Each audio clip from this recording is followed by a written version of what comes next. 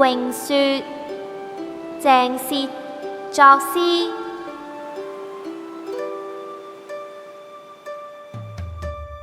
一片兩片三四片，五六七八九十片，千片萬片無數片，飛入梅花都不見。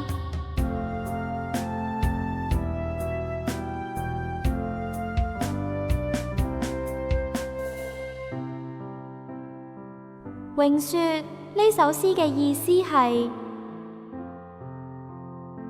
雪花輕輕地飄下，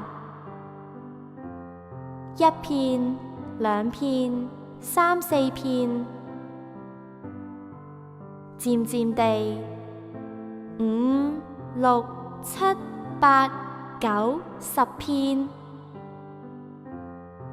雪越下越大，數不盡嘅雪花漫天飛舞。當雪花飛進同樣潔白嘅梅花叢時，便和梅花融為一體，再也看不見雪花嘅蹤影啦。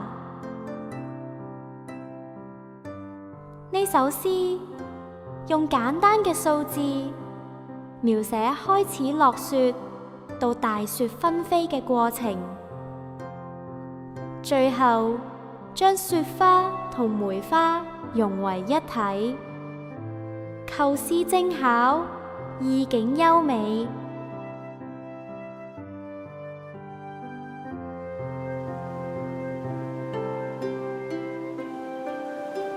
詠說，鄭燮作詩。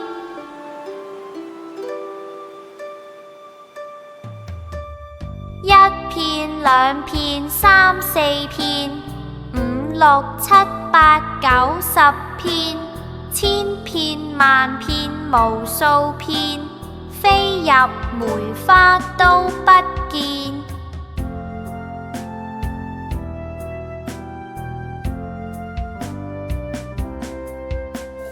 一片兩片三四片，一片兩片三四片，五六七八九十片，五六七八九十片，千片萬片無數片，千片萬片無數片，飛入梅花都不見，飛入梅花都不見。